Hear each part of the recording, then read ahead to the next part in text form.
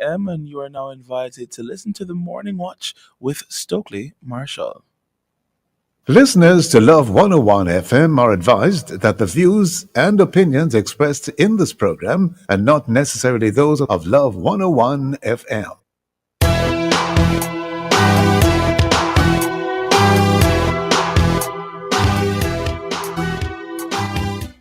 Hello and welcome to the award-winning The Morning Watch. I'll do that again. Hello and welcome to the award-winning The Morning Watch on Love 101 FM. I'm your host, Stokeley Marshall. A special welcome to our listeners on love101.org. And if you are overseas and on the move, US listeners can access us at 712-832-8001. And if you are in the UK, 0330-332-6541, or join us via the Love 101 FM app that can be downloaded from the Google Play Store or the Apple Store. You can also join us on Love 101 FM Facebook and YouTube Live, and I must apologize in case there is a challenge with the audio. We're trying to rectify that. In the first watch today, what really are the objectives of a national political... Again, we do apologize. I think we're trying to make some corrections to the audio. In the first watch today, what really are the objectives of a national political debate? And in the second watch, the power or importance of political promises and pledges. My apologies. The power or importance, my humble apologies, the power or impotence of political promises and pledges. The word is impotence, not importance. For a social media question, we ask, how important are the national political debates to you? How important are the national political debates to you? Share your responses on our Love 101 Facebook page and YouTube channel, and also on WhatsApp at 876-997-3125 using the hashtag The Morning Watch. We'll share your response later on the program, but first is I quote. All right, today's I quote is, let me just find it. It says, "Man of him time, him take needle, nyam rice." Just turn that thing right that you're in, Stokely. Turn around the mic, cause it's backwards. I just realized. Just turn it around. No, this one that you have right, just split it around quickly, and that is why. Yeah, there you go. Okay. So we can't hear you. No, there you go. Okay. Yeah, man. So man of him rice, or no, man of him man of time, him take needle, nyam rice. So yeah. All right. Well, here we go now. So There we go. Someone who has nothing to do will engage in useless, unproductive pastimes. That's right. Interesting. So do not be idle. Good morning, Jacob. Good morning. Thank you. The first watch. We'll be back after this break.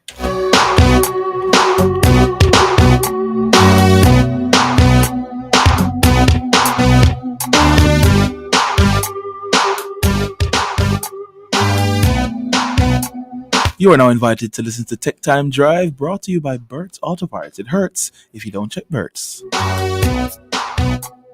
Forget ordinary, think Liqui-Moly. Get a 15% discount on all Liqui-Moly oils and additives from April 25th to July 30th at all Burt's Auto Parts locations. Buy 4 or more Liqui-Moly engine oils or 4 transmission oils, you get a free LM40 all-purpose cleaner. But hurry up, the offer runs while stocks last and conditions apply. Forget ordinary, think Liqui-Moly, and remember, it hurts if you don't check Burt's.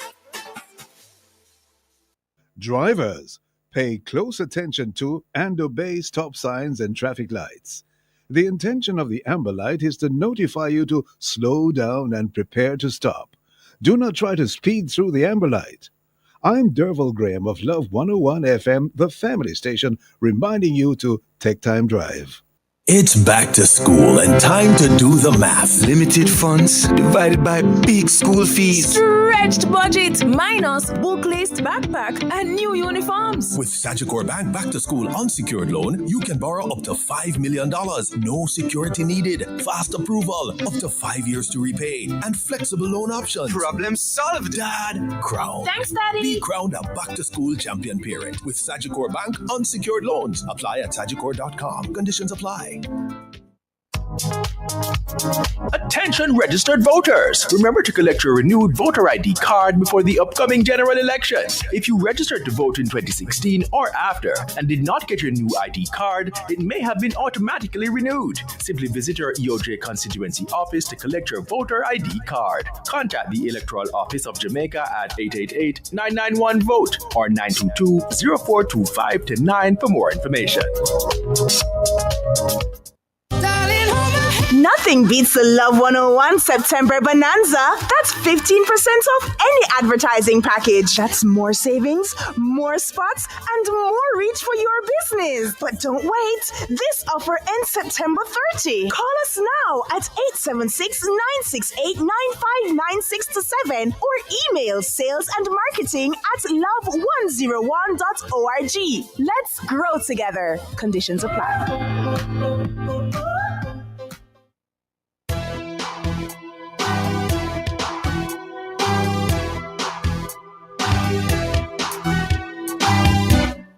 Welcome back to the Morning Watch. I'm your host, Stokeley Marsh. And again, we do apologize for the challenges with our audio before we took the break. Now, this year's political debates will take place on Saturday, August 23rd, Tuesday, August 26th, and Thursday, August 28th. But could the debates be in jeopardy of being abandoned this year amidst the threat to boycott if some journalists are not, quote-unquote, blocked from the event? This sort of thing does appear to be a bit unprecedented, at least in recent times. We have as our guest today to have a discussion about this matter, Franklin McKnight, award-winning journalist, former president of the Press Association of Jamaica, the PAJ, and host of Frankly Speaking, the Frankly Speaking podcast. We also have civil society advocate Carol Narcisse. Carol Narcisse, Franklin McKnight, good morning. Good morning to you as well. Good morning. I'm not hearing you so well, though, I must say. Yes, it's low. Oh, we thought we had corrected it. Well, let us see. Are you hearing me better now? Yes. Okay, great. So we have corrected the problem. We do apologize to you and to our viewers and those listening as well. Now, first of all, Mr. McKnight, if I could start with you, sir, if you could very briefly indicate to our viewers and listeners what really has transpired recently in relation to this, and how does it strike you, sir? Well, I know that there are a few hiccups, I gather, but the Debates Commission sets the date, pulls together a panel of and moderator for the debate. And the panel, so there are three debates, as you said, that start. And the parties, I think traditionally, well, not I think, I know traditionally the political parties get an opportunity to suggest that, no, they might not like this particular person to be on the panel, a journalist to be on the panel. And this time, apparently, objections were raised by both sides. I'm not there, so I don't know. I'm not going on what has been reported, and it's not even being reported by the debating commission so much. And they've reached a stage where there have been objections to a set of journalists from the Greener RJR and from Nationwide.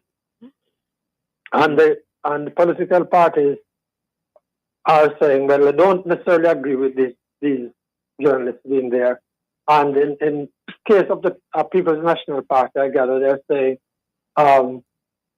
they're voicing strong objections to three journalists from Nationwide, who one was proposed as a moderator and two as members of the panel. And that's where they are. One of the things that I've found, because you don't want to go on speculation, and often you don't want to go on any third-hand information. We have heard really from the debating commission about what the situation is and how they propose to move. And that's my brief understanding of it. Yes, yes, yes. And well, based on what you have said, you probably don't want to go too much on a limb in terms of sharing your thoughts on it. It sounds as if you'd rather get further and better particulars before you say much further on that, Mr. McKnight, if I'm reading you correctly. Sorry, I didn't hear the question. It sounds as if you would prefer to get further and better particulars before you comment much more on that, if I'm reading you correctly, Mr. McKnight. Yes, except that I can say just straightforward that I deplore and I reject the concept that journalists should be named as being, because what essentially that is saying, is that these journalists are partisan or they have a particular view that this one party doesn't share. And I reject the concept that you should be naming journalists like that, because it creates just a whole set of issues and problems. And I prefer if a journalist was to be chosen on the basis of it's just if he or she is good, credible, qualified, and has integrity. And those are the bases on which I would prefer the selection to be made, not on whether I believe that this journalist, whether I, meaning in a political party, believe that the journalist doesn't like my side or doesn't put forward my position or is a supporter of the other side. Well, what you're saying, Mr. McKnight, appears to echo the sentiments of the Press Association of Jamaica, which did indicate its position regarding the entire affair. Thank you, sir. Carol Narcisse, Good morning. How does all of this appear to you? Because I'm trying to rack my memory, but I can't recall in recent history in Jamaica hearing about something like this. Carol Narcisse. Yeah, and good morning to listeners, viewers. Hello, Franklin, whom I'm not seen in quite a while, and for whom I have the greatest respect. It's our independence celebration this year marked our 65th. Is that correct? 65, right? Or 63rd. Yes. Whatever it is 60 something. Yeah. That is a very, very big, mature years of nation building. It therefore is completely, utterly, and totally unacceptable that in our 60-something year of independence, that the leaderships of our country should be behaving as if we are, I don't even know if 6. It is immature. It is unacceptable. It's infantile, and it is undemocratic for a country to have a situation in which political leaders get to say who should ask them questions, say who is or is not partisan to the point where they will have nothing to do with them. Because what next would they say? That they would be able to choose the questions that they are asked? It's ridiculous. It is unacceptable. It is immature. No. We're at a stage, I think, in our national development where too much has been politicized, where everything is being framed, every conversation, every public discourse is being framed in you are either for me or you are against me. And there is very little room being left for mature public discussion, exchange of views and opinions, a maturity to handle difference, and a willingness to hear each other out, because we are all, at the end of the day, Jamaicans trying to get the best for Jamaica. So we really have to say to both political parties in this moment that the debates are not determinative, but they Carol are Narcisse, an only because of time. If you could hold yes. that thought for a second, we are now upon a break. Could you hold that thought for All a right. second? And of course, Mr. McKnight will be coming back to you. Listeners, please, and viewers, please stay with us. We'll be right back at the Morning Watch.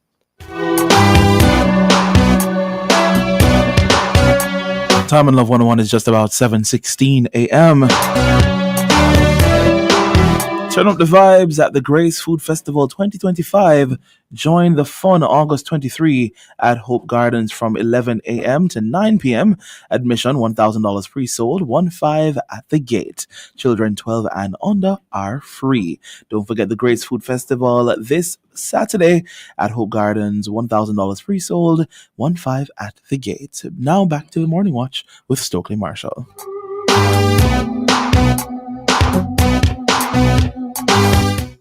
Welcome back to the Morning Watch. I'm your host, Stokeley Marshall. We are in the first watch, and the topic is what really are the objectives of a national political debate. Our guests are Franklin McKnight, journalist, award-winning journalist, and Carol Narcisse, civil society advocate. Just before the break, Carol Narcisse, you're making a couple of points. Please continue. All right. Yeah, I was just to end the point. I was saying that whilst the debates are not likely to be determinative of, any significant shift in people's minds about who they're voting for and why they're voting for them, it does provide us with an additional opportunity to see, hear, vet, compare, size up the nature of the character, the nature of the thinking, and so on, of the people who are putting themselves forward for leadership. And therefore, it really has to be understood as the prerogative of the Debates Commission to, organize it, select persons, and move forward with the debate thing. This business of both political parties having a say in who constitutes the questioners and so on, that's not on. Interesting. Now, what I find interesting about politics in one other country, I can't speak to many countries, but there's one other country to our north, the United States of America, is that generally speaking, a lot of us sort of know which political party certain media houses more or less support, whether it's Republican or Democrat. And you even hear it in how some of the anchors sound and what they say. Some of them will openly condemn one political person or the other, as the case may be. Do you think here in Jamaica we're sort of moving to that stage? Or are we more reserved in exposing what our preferences are politically, even though we are in media? Because let's face it, people will always have their preferences. And I hold no brief for either party or either of the parties, because there are actually 4 registered political parties, by the way. But is it that if a particular party feels that a particular journalist or sets of journalists have a particular mindset against them or for them, as the case may be, it is what is sort of fueling this? I'm not saying it's justified, by the way, but does it at least explain it? Mr. McKnight, do you have any thoughts? Well, before I go to that, and that's an important point, as I was saying at the start, and they're sort of in it for themselves, so they're looking out for people who they believe would be supporting them or not supporting the other side. Yeah. But I want to emphasize the point that Carol made, because to me it's the point. You can't have the politicians, the people who you are asking, you're going to be trying to determine their thinking, their positions, holding their feet to the fire technically in that debate. You can't have them saying, I don't want you to ask me any questions. Because that's what it really turns out to be. And I think Carol put her finger on it in that way. I don't want these particular people to. How do you come to that point? And you might come to that point later on in other ways, in dealing with those people or their institutions or their media houses and so on. But I know that we sometimes mention the United States and where they are with that. And as I was speaking on a program yesterday, making the point that I'm not necessarily looking to the United States as the place that would define freedom or anything, because the U.S. president described some journalists as enemies of the state. You have to remember that. So, and I don't believe that our media houses should go there. There are people who believe that media houses should take a position and say, I support this political party or that one for these reasons.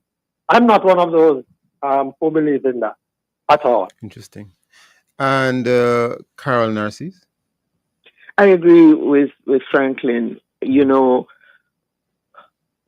what's part of the subtext of the moment that we are in. Part of the subtext is that, as I said earlier, almost everything now and every institution is politicized or has the appearance or could have the appearance of being politicized. Now, every grouping, this notion that journalists are devoid of opinion one way or the other, devoid of preference one way or the other, that's not real. But what is appropriate to expect is that in all our institutions and professional bodies and so on, particularly where they have capacity to influence public understanding, public opinion, and therefore public behavior, that there is a burden of responsibility that they bear that they have to remain conscious of. And that therefore, how they make their particular bias influence the nature of the conversations they have, the framing of issues that they put out in the public domain, the level to which they enable different views, different opinions, different voices to contend, the extent to which they do sufficient homework that they're able to reflect the range of understandings of an issue or the range of interpretations of an issue or not. That then either is helping to create a society in which there is a multiplicity of views, understanding, information, and evidence on which people can make their own decisions, or we're creating a society in which the institutions on which we depend and the people on whom we depend to provide us with sufficient information that we can make informed decisions are themselves manipulating our thoughts, are themselves pigeonholing our understanding of the society, and are themselves undermining important institutions in favor of whomever or whatever they support. Now we're in, I believe, a juncture in our history where we are in danger of too many of our institutions, and media included, falling into the trap of having their own particular biases and whomever and whatever they support coloring too much the nature of the public presentations that they do and the way they frame public discussions. That's something for us to take on and contend with, for the Journalists Association to have its discussions about, and for standards to be agreed. But that does not in any way, that should not in any way make it possible for any political party to be able to say that it does not want that house and that house and that house to be in a debate context asking them questions. Because Franklin is right.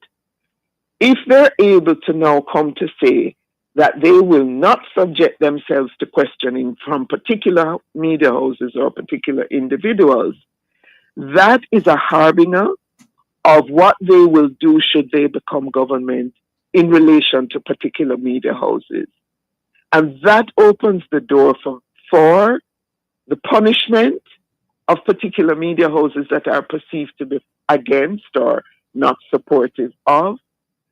That opens the door for victimization of journalists and media, and that is not acceptable. Interesting. I think I was looking at it, maybe not the best example, but I was looking at it in terms of selecting a jury. I'm an attorney, so sometimes there's a matter, there's a jury selection, and you might say, I don't want that particular person to be a juror.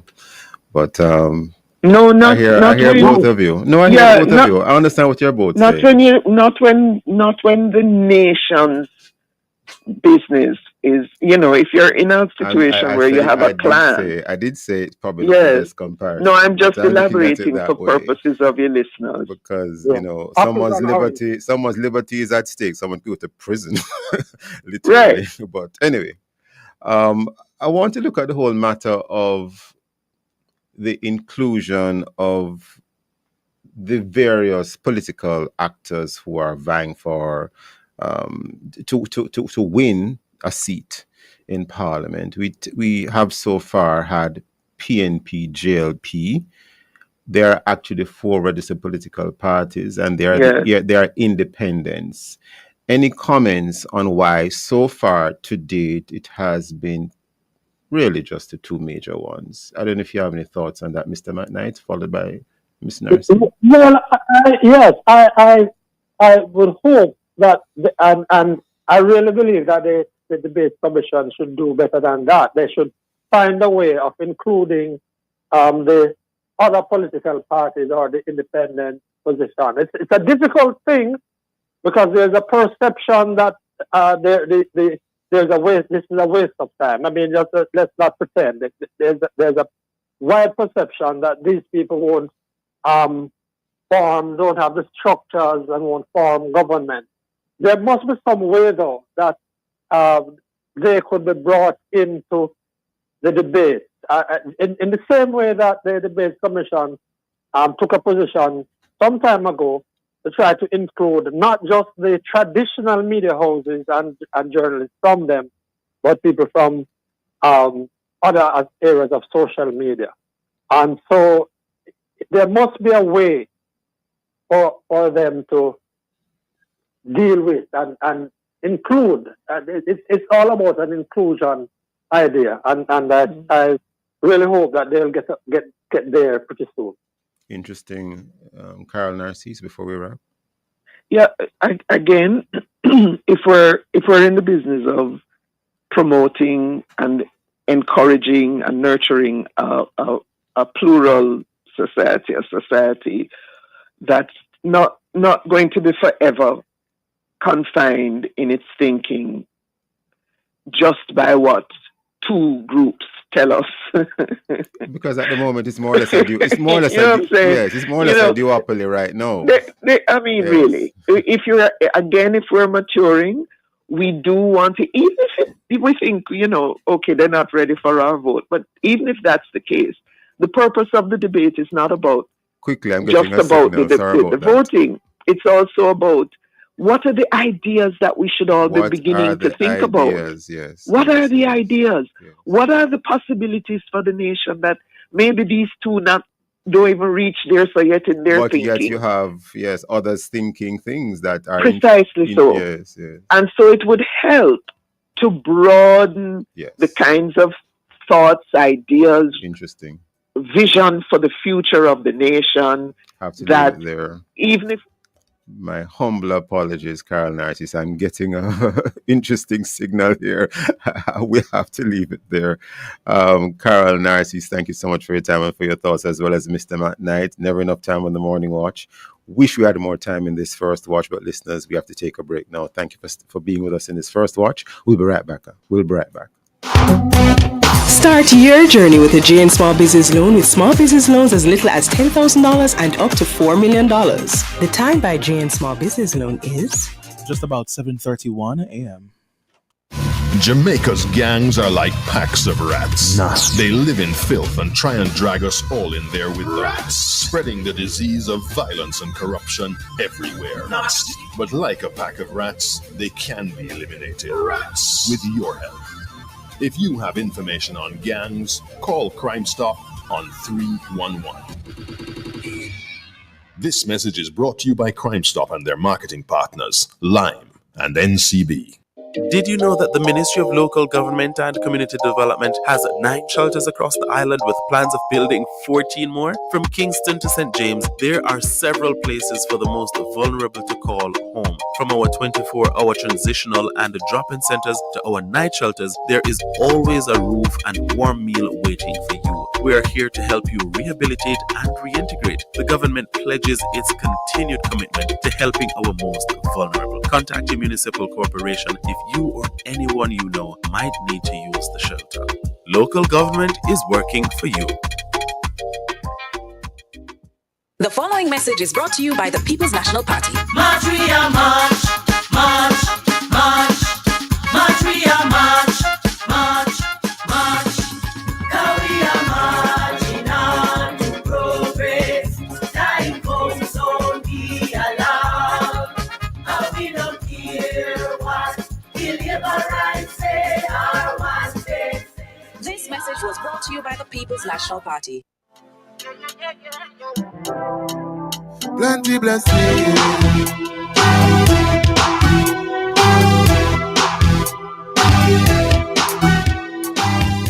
Welcome back to the Morning Watch. I'm your host, Stokeley Marshall. Let's take a look now at the newspapers to see what Jamaicans and others are saying and doing.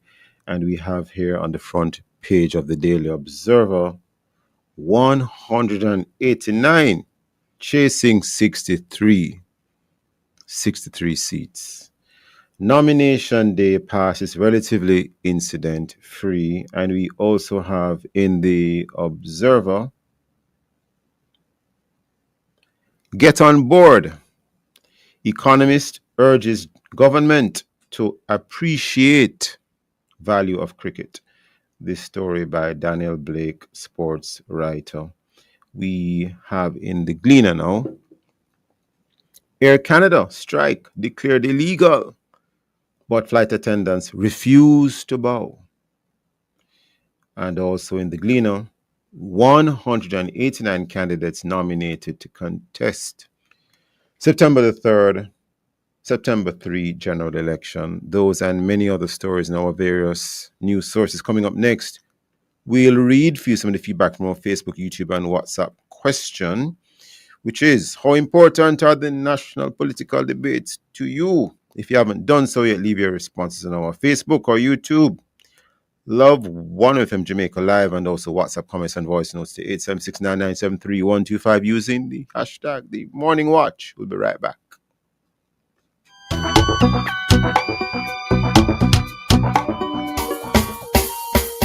Mama work hard, for real. She do the most to send me and my brother go school. So, the dream was always to go to university. Well, I fulfilled 2 dreams with 1 Jane Bank savings plan, you know. I further my education and I make mama proud. See so you can make the part, travel part, graduate like a star. Stop wishing you could. With your Jane Bank savings, you absolutely can. Jane Bank will help you find a way. If you love good food, fun, and time with family, make a good move to the 2025 Grace Food Festival. Join us on Saturday, August 23rd from 11 a.m. to 9 p.m. at Hope Gardens. We've got something for the whole family, live entertainment, kiddies village, sponsors booths, delicious meals, and much more. Tickets cost $1,000 pre-sold and $1,500 at the gate for adults, with free entry for children under 12. See you at the 2025 Grace Food Festival. Tuesday, August 19 on The Rock, we're diving deep into one of the biggest conversations in the world, Islam versus Christianity. With over 4 billion followers combined, Christianity and Islam are the two largest religions on the planet. But while there are similarities, the differences are significant and worth exploring. Join special guests Daniel Dudd and Azam Aziz as they answer questions like how does the Bible defend the Christian's belief and what does the Quran say about theirs? Who is right and who is not? The life of a Muslim versus that of a Christian, and so much more. Don't forget In Scripture Spotlight, where Daniel gives us some more food for thought. All this and more on The Rock, Tuesday, August 19 at 10 a.m. here on the family station, Love 101.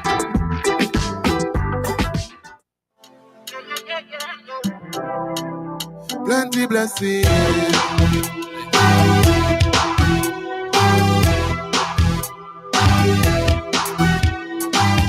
Welcome back to the Morning Watch. I'm your host, Stokeley Marshall Trickle. Do we have any comments? How important are the national political debates to you? Yes, we do. Edna from Montego Bay sent a voice note. Let's hear from her. Good morning, Morning Watch. Good morning, Love 101 listeners and staff. Political debates. Yes, I'm very keen to it. In the name of democracy, it's a good thing, and I love to listen or watch a political debate, whether it's from my country or other countries.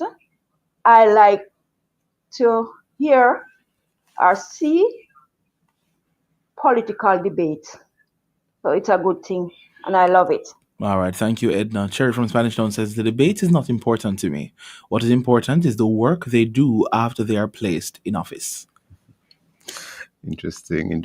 Edna and Sherry, thank you for your thoughts. Now, yesterday was nomination day, and yesterday the candidates took full advantage of the ears that would hear their pledges and promises, but this is not new. And from new roads to university towns, and from new houses to tap water, the promises are far, wide, creative, and plentiful. It seems to be more of a competition of who can make the most better and attractive promises and pledges. Now, will these words, as expressed, become reality for many persons who hear them? That is the concern many persons will have. And we have as our guests in this second watch, Reverend Teddy Jones, social political commentator, and the Reverend Dr. Ralston Nemard, Anglican priest, author, Reverend Jones, and the Reverend Dr. Nemard. Good morning to you both, gentlemen. Good morning, Stokeley. Good morning to fellow guests. Greetings, everyone. Now, this topic, the power and this is no pejorative against anyone, it just happens to be a topic, it just happens to be a word in this topic today, or impotence of political promises and pledges, not insulting anyone at all. The power or impotence of political promises and pledges. And of course, there are three gentlemen on this platform now, myself and the two guests. The power or impotence of political promises and pledges. How does this strike you? Because, it appears as if we keep hearing at around, election time what, politicians will do, what they'll promise, what they'll give, what they'll provide, what they'll, almost like a daddy, almost like a mommy. But many people will say, when the elections are done, they don't see these people again, or they just pass by. They might just toot their horn, they might just wave.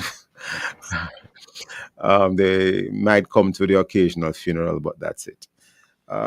Starting with you, Reverend Teddy Jones, do you have any thoughts? Yes, certainly.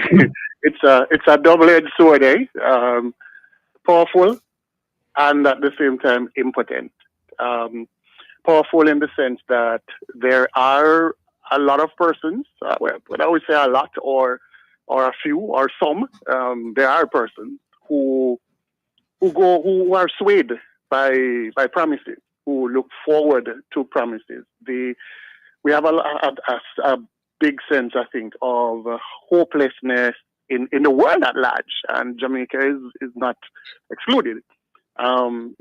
Personal circumstances, and like it or not, many people still hold in high regard politicians in terms of the people that they ascribe an expectation from where life is concerned and a better life. And so for a lot of persons or some, the promises do hold a lot of power. And on the flip side, there are also those who have become jaded over the years by the many instances, those who are paying attention and have become jaded by the many examples of those who have made grandiose promises and within a matter of days of being elected and coming into power, it becomes very obvious that the proverbial promise is a comfort to a fool becomes their reality. So it's a double-edged sword. I'm noticing current events unfolding in the north of us, in the US of A, where the leader there seems to be one who is making great strides at delivering on a number of his promises. So in that situation there we're seeing quite a bit of power unfolding and power wielding as a result of him keeping a lot of his promises. Whether like them or not, or whether we think they are weird, some of them weird and wild as we may think, but he certainly is delivering on a lot of his campaign promises. So double-edged sword, Stokeley. Interesting, Reverend Dr. Nemard. Yes, I appreciate your play on the word impotent. And I did not do any such thing. And I am very aware I did no such thing. I reject that. I can suspect I'm the oldest of all three of us here, huh? How does age come into it, Reverend Dr. Nemard? Your age is not an issue, sir. That aside, my brothers. I didn't raise the age as an issue. You didn't. No. Just continue. Delete. Just continuing the play. But anyway, when it comes to these promises, to me, it's a question of two things: promise and fulfillment. Right. It is very easy to make promises. We do it almost daily. But do you have the ability to fulfill what you're promising? And when I look at these promises that these politicians are making on both sides, you have to really ask a question as to whether, in promising a new heaven and a new earth, what will we really get? And it is left to the individual voter, the well-thinking Jamaican, to examine and scrutinize and be very vigilant and alert in terms of what they're hearing. And also for the incumbent party to scrutinize what they have done and what they're promising and what they can fulfill, having had a track record. I think the PNP, frankly, is in a spot of bother in this sense that it has not been there for almost a decade. And they're making a whole lot of promises that really do not have any kind of financial backative to these promises. And we have to be very wary. Well, we wait to see. Reverend Teddy Jones. Yes. You mentioned the president to the north. You didn't call his name, but... Right. You didn't even say president. It's so obvious. Yeah. Yes. I did say North America. Yes. But there are some promises that he doesn't. Well, it doesn't appear as if he has met some of the promises yet, because the wars did not end on day one. Right. And a couple of other things. Although there are some things which he has been working on, and they are well known, and everyone is seeing them. Right. So well, you know the meeting in Alaska over the weekend. Yes. Yeah, which from all indication seem like it is going to result probably in an ending that war. Right. Hold that thought 1 second, Reverend Teddy Jones, and of course, Reverend Dr. Nemard, will come back to you as well. Listeners, please stay with us. We'll be right back on the Morning Watch. Make a good move to the Grace Food Festival, August 23rd, Hope Gardens. Children under 12 enter free. The time by Grace Food Festival is 7:45. Jamaica and its workforce are advancing quickly. Life-changing opportunities are arising. You need training and support. We are the Renewed Heart NSTA Trust, committed to providing new and emerging skills training and opportunities. Come to Heart. We'll help you claim your place in the workforce of the future.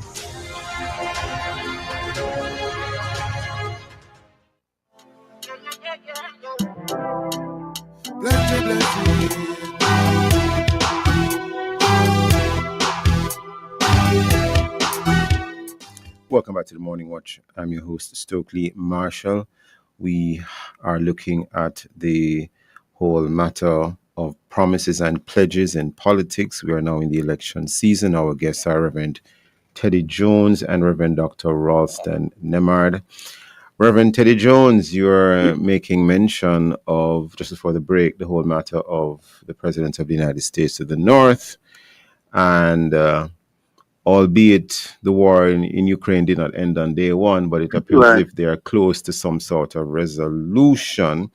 And taking that back home here in terms of looking at promises being made here in Jamaica by our politicians, how does it square with you? Because politicians here are making promises. Is it that we need to have a more realistic view of these promises? They may not be done immediately, but they'll get done at some point, or they might be done in a modified way or in some sort of other measured way. What are your expectations, if any, of these promises that are being made and pledges? Yeah, so I mentioned the impotence, on the impotent side of the sword. Those who are jaded, and even if you're not jaded, for me, whether I'm jaded or not, but I certainly I'm holding a lot of these things with a very healthy level of suspicion. I like to say that A healthy level of suspicion. Yes, I like to say that the microphone and the stage seems to have an intrinsic force that affects the human mind and causes it to do strange things. And the political platform is no less. Perhaps even more so than other platforms. Some of the utterances, it's almost as if once you get there, there's no telling what then comes from the mouth. No, be careful, because we have a priest on the platform.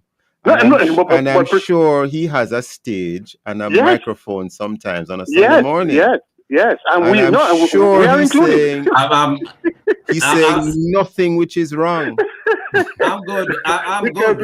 We exercise. Those who know, know that we have to exercise great restraint and care because of that very reality. Right, Father?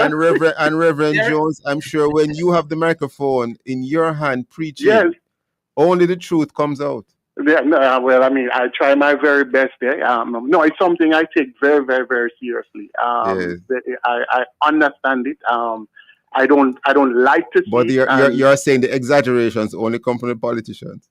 No, certainly not. Not only from them, but Actually, the political platform has produced some of the wildest of statements there. But I've heard some wild ones from us preachers as well. But that's for another day. Okay. Yeah. But So with that in mind, I think perhaps it might be wise to maybe temper temper some of the pronouncements with. So here's an example. Let me use an example to make the point. The last cycle, one of them framed it this way: within the first X number of days, we will begin the process of bringing legislation to effect XYZ. And I'm not going to go into the specifics. Okay. I think that's a very safe way to put it, because we don't control time. You don't control the happenings in Parliament. Things can happen. So once you put a timeline within the first month, within the first 90 days, immediately you put a clock on yourself. You set yourself up even more to be watched where the delivery on that promise is concerned. So framing it I think that's a little more realistic. You know, when we're teaching and leading sessions on setting goals, we talk about time bound and specific SMART goals and so on. So I think that's a good way to frame it, that within X time we will begin the process, and that's a little more attainable. You can certainly, within the first 90 days, if you go to one sitting of Parliament and all you do is table the motion, for example, then you've kept your promise. You've begun the process. But you're not putting enough pressure on yourself. If you say exactly. You're not putting enough pressure on yourself. If you say if you say something that is more time bound and you are more specific, then the politician is putting himself or herself under greater scrutiny to ensure that they achieve. Absolutely. So it might make them actually go and achieve it and fulfill the promise. Yeah, you could look at it that way. But even if you're going to do that, again, the R in SMART goals is for realistic. So be realistic in the time frame that you are setting, and be realistic in even what you are saying. Again, I'm not going to go into specifics, but there was one that was specifically stated, and I thought that is just absolutely wild to give a promise like this. I don't think I should say it. I don't want to prejudice anyone in this politically charged season, but it was a very hot button topic, and so the individual perhaps felt like, hey, if I campaign on this, it's going to all go well. It will resonate with the people, but I thought that because there are so many variables in achieving this particular ideal for the Jamaican society, that was a promise that was bordering on maybe even recklessness to say that, because it's either you directly control the means and you are directly pushing the chess players where that particular social ill is concerned. What about the view? Or you have some crystal ball kind of a thing to have made a statement like that, and the individual, it came back to haunt the individual terribly because that was just a promise that I don't think should have been framed in the way it was framed. What about the view that the government will always find the money to do what it wants to do? So sometimes you will hear that there's no money to do something, but yet when something else comes, suddenly the money is found.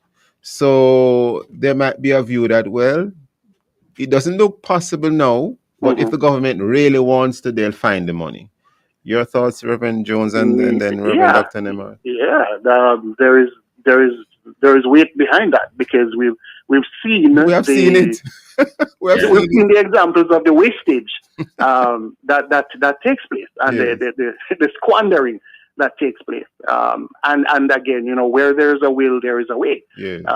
Not all of it, I believe, has to come from central government. I'm a big proponent of private-public sector partnerships, and then there is the international donor opportunities. So I believe if we have the collective will, it can be done. We haven't added any water collection dams to ease the pressure with the annual drought. Can it be done? Absolutely, it can be done. It might cost a couple of billions of dollars, but if we want to get it done, we can get it done. The hospitals with the lack of the machines that make a huge difference in saving people's lives, that you go and you have to be hearing that the machine is down or we only have one, so you have to wait 6 months and 9 months to get a scan done. Unacceptable. Can it be done? It's expensive, yes, but if we want to get it done, we can get it done. So I absolutely support that position. Interesting. Reverend Dr. Nemad, your thoughts. And I want to also raise this. Do you have to only win on promises?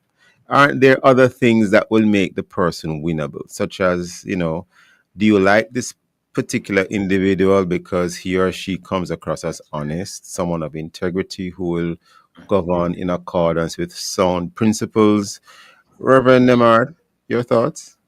Yes, I was gonna go to the integrity question because wow.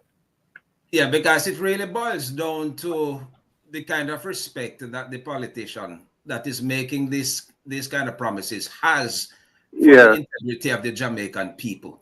When you come with some of the hairy-fairy things that I hear some of the spokespersons talking about, my colleague talked about the microphone, but there's another element that seems to be present, and it's a matter of the spirit in which it is being delivered. Because you wonder on which planet, does a person like that live? And certainly it's not in Jamaica with the kind of things that are being said. I mean, you just throw things out here and expect that people are going to just suck it up because it sounds good and you're playing to a gallery. Yes. So what we need is the kind of promises that have a certain degree of priority and a certain degree of focus, and that they are realistic in the sense that they are bankable. Because at the end of the day, as you were saying, it comes down to the money. And many times, you may have an idea and you might not have, looked through the ramifications of the financial means to support that idea. But as time goes by, the thing will become more clear. But you can't go from day one and tell people that you want to create 100,000 jobs or you want to do so many things in electricity generation and so on. And at the end of the day, there's no indication of how you're going to get to that target, to that goal. Interesting. It's a question of whether the degree of respect they have for the integrity of the Jamaican people. If you think they're fools, then promise them. Because as my colleague said earlier, that's a comfort. And Jamaicans are not fools, In fact, there might have been a time when we were very gullible and so on, but the electorate has become far too matured to be taken for granted now. And that's a good thing. Jamaicans are not stupid. And the ordinary Jamaican out there on the street, man, I enjoy talking to them because they're taken to school. Very smart. Very smart. In fact, it was recently indicated that they are not being swayed by promises in this particular election. That's a good thing. They're transactional. They want something more, tangible, I suppose. My interpretation. They're transactional. They want that you don't just promise them. What are you able They want to see how you're going to do it. Right. Yes. Yeah. And there are other things. There are other variables as well that they are looking at. Reverend Jones, before we wrap, sir, I don't know if you have a response in terms of what Reverend Dr. Nemad just said, in terms of the integrity issue. It certainly, I mean, in theory, it certainly, and in practice, it augurs well for being trusted, that what you say can be trusted. What I always found interesting, though, certainly I recall it at the last two election cycles being a bit fresher in the mind, and I heard it as quickly as possible. I think we have seconds. That when the polls are done leading up to the election day, the persons who are saying that integrity of the candidate is not such a big factor for them in their choice. That I find particularly disturbing.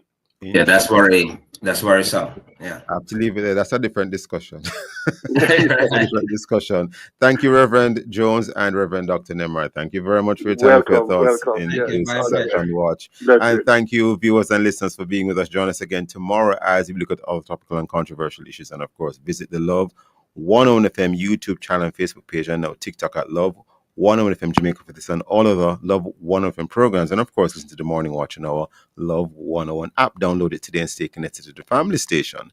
Love 101 FM, the number one gospel station in Jamaica. This has been the Morning Watch. Thanks to our producer Kathy Gale and to our guests. Join me tomorrow as I look at other issues of the day. I am Stokeley Marshall, hand back Love in the Morning with Chukal. Service excellence is the cornerstone for transformation at the